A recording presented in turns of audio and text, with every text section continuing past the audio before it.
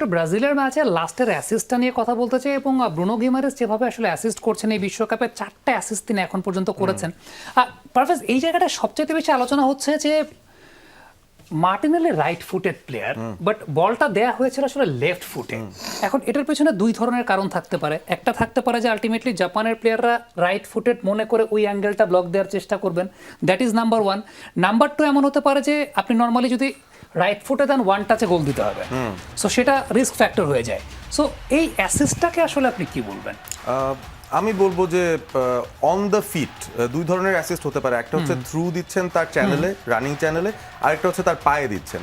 So এই জায়গাটা আমার মনে হয় মানে এতটা ন্যারো একটা স্পেস, এবং দেখেন অলরেডি কিন্তু একজন তাকে ব্লক করার জন্য চলে আসলেন Bruno Guimaraes. He had to decide very quick, কারণ এই পজিশন থেকে অনেকে আবার নিজেরাই শুট করেন। আমি ব্রুনো ফার্নান্ডেজকেই দেখেছি পর্তুগালের হয়ে এইসব জায়গা থেকে শুট করতে, rather than looking for another option যিনি একটু বেটার জায়গায় আছেন। বাট ব্রুনো গিমারেস যেটা করেছেন ন্যারো স্পেসের মধ্যে, তার এইমটাই এটা ছিল যে আমি মার্টিনেলির পায়ে বলটা দিব, যে কোনো পায়ে যেতে পারে।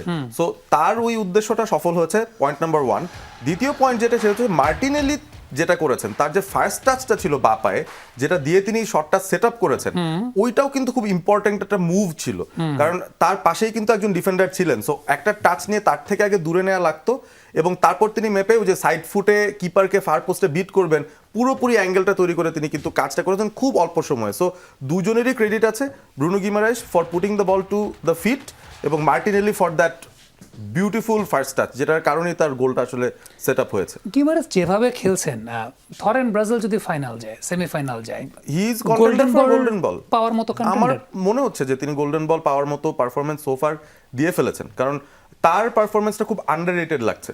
মানে অ্যাসিস্ট আসলে মানুষ খুব কম খোঁজেন, গোল স্কোরার ক্যাসিমেরোকে নিয়ে সবাই হইচই করছেন, বাট পারফরমেন্সের জায়গা থেকে কনসিস্টেন্টলি যদি বলি 4টা ম্যাচে পারফরমেন্স, প্রবাবলি ব্রুনো গিমারেস এবং ভিনিসিয়াস জুনিয়র এই দুজনই সবচেয়ে কনসিস্টেন্ট খেলেছেন এই ব্রাজিল টিমটায়। ওকে, এই প্লেয়ারটা খুব বেশি আন্ডাররেটেড কিনা?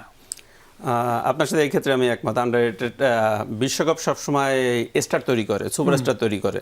যে দেখা যাচ্ছে বিশ্বকাপের আগে আমরা ব্রাজিলের সমর্থক, কঠোর সমর্থক যারা, তারা হয়তো কিছু লোক ছাড়া তার নামই জানতাম না, কিন্তু এখন তার স্টারে অলরেডি পরিণত হয়েছে, এবং আরও 2টা ম্যাচ পরে সেমিফাইনাল পর্যন্ত যার বা ফাইনাল যদি ব্রাজিল যায়, সে সুপারস্টার পরিণত হবে। এই বিশ্বকাপ যেমন ভিনিসিয়াস, যেমন রদ্রিগেজ সুপারস্টার তৈরি করতেছে, গেমে সুপারস্টার তৈরি হয়ে যাচ্ছে। এই প্লেয়ারটা খুব বেশি আন্ডাররেটেড থেকে যাচ্ছিল কিনা? এখন পর্যন্ত কিন্তু 4টা অ্যাসিস্ট। আমি যদি চিন্তা করি, ডেম্বেলের কথা বলা হচ্ছে, ডেম্বেলে করেছেন 3টা অ্যাসিস্ট, গিমারেস করেছেন 4টা অ্যাসিস্ট। সো আলটিমেটলি এটা খুব বেশি আন্ডাররেটেড পারফরমেন্স কিনা? আসলে ব্রুনো গিমারেস এমন লেভেলের একটা প্লেয়ার, পুরো মিডটা কন্ট্রোল নিতে পারে, সবচেয়ে বড় কথা কন্ট্রোল নিয়ে বল ডেলিভার করতে পারে, যেটা আমরা ব্রুনো ফার্নান্দেসের ক্ষেত্রে দেখতে পারি। সো ব্রুনো ফার্নান্দেস আসলে যেভাবে লাইমলাইটে আসে, ব্রুনো গিমারেস তেমন আসছে না। এর অন্যতম মূল কারণ হতে পারে আসলে ব্রাজিলের পাস্টে আমরা যেসব ম্যাচের দিকে দেখি, তাহলে অ্যাটাকাররা তেমন সাকসেস পায়নি, এর একটা অন্যতম কারণ হতে পারে। আর ব্রুনো গিমারেসের ক্ষেত্রে যেটা হয়, কার্লো আনচেলত্তি ফ্রিডম দিতে পছন্দ করে পুরো মাঠে। তো আমার মনে হয় কি, যদি ব্রাজিল সেমিফাইনাল রিস্ক করতে অথবা ফাইনাল রিস্ক করতে পারে, একটা গোল্ডেন বলের কম্পিটিটরে অবশ্যই থাকবে, কন্টেন্ডারে থাকবে, সেই জায়গাটা অন্যান্যদের